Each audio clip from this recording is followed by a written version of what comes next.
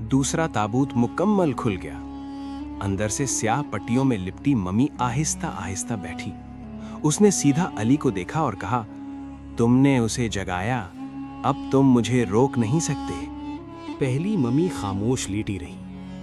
दूसरी मम्मी ने कहा, मैं फिरौन का मुहाफिज नहीं, मैं उसका दुश्मन था।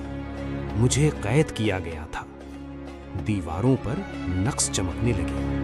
मम्मी आहिस्ता आहिस्ता अली की तरफ बढ़ने लगी। जमीन हिलने लगी। अली भागने लगा।